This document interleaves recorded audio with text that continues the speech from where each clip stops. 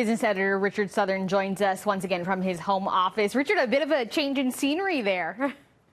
Yeah, some viewers were saying, Richard, we don't like a blank wall. So we're switching it up a little bit, Ginella. We're giving you the tour of my apartment as we progress through this self-isolation situation. I actually saw something on the weekend where someone had rigged up a photo behind them of a luxury apartment, and it was just totally fake. It's true. Not everyone has the fancy fireplace and all the bells and whistles, Ginella. You know, I'm just a regular Joe here, so we're trying to make it work. All right.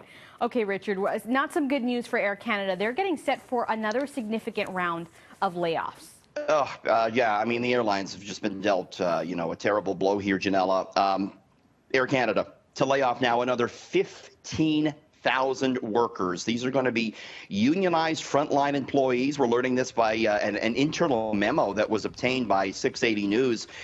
This is on top of the 5,000 flight attendants that had already been announced were being laid off. So all told, we're looking at some 20,000 layoffs at Air Canada. Janella, this memo we obtained has management saying that they believe the airline will essentially be closed through the end of May. They also confirm Air Canada is in discussions with the federal government about some sort of financial support, but they say details on that not yet clear. They've grounded about 85–90% of their flights. So really tough going here for the airlines, Janella.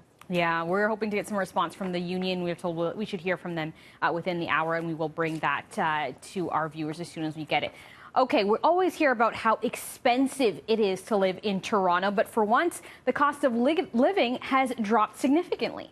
Makes sense, right? You're not going out very much. You're not spending very much. I got to tell you, I'm saving lots from not walking across the street to the Eaton Center here because it's closed.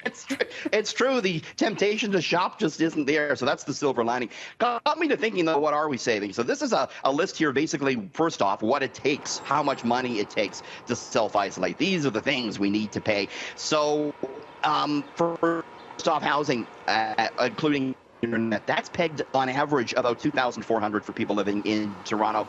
Phone average price about $75 for that. Stats Canada says the average household spends about $214 per month on groceries. So you're looking at $2,700 a month just to stay afloat, to keep a roof over your head. But what are we saving? Look at this. Transit, $151 per month on average. Don't need that for most people. Gym membership, they're not open. That's $56 per month saved. Dining out, that ain't happening. It's $236 saved. So all told, Janella, about $443 per month. Wow. I did hear from some of my colleagues, most of my colleagues who are working from home. I just posted a video on Twitter of our very empty newsroom. There's like 5 of us here. But my colleagues who are working from home said, I'm saving so much money on parking and gas. So that's a good point. And even if you are driving, of course, the gas price is cheap as it is, so not too bad when it comes to that. Absolutely. And we'll talk about that in a second. Now, we have seen the global markets plummet in recent weeks, but some analysts think that the worst could be over.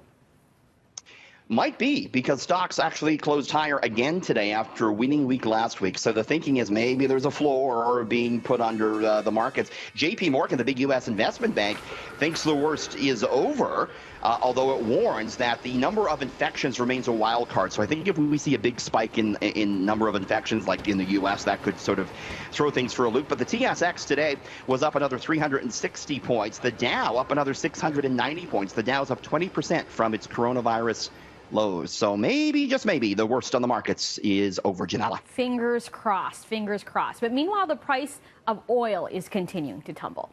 Yeah, bad news for Canada's economy. We know that. The price down another 6.6% today to $20.06 U.S. per barrel. Haven't seen it that low since 2002. The Canadian price for oil at about $4. I mean, it is more expensive to buy a pint of beer or a coffee than it is a Canadian barrel of oil. The world has just too much of it, with everyone not driving as much, with factories shut down. There's no demand for oil, and we're kind of awash with it, so the price continuing to plummet. As for gas prices, Janella, no change tonight, and it looks like no change on Wednesday. So this latest gas price drop not filtering through to the gas pumps. Okay. Well, thanks so much, Richard. We'll see you again next hour. Thank you.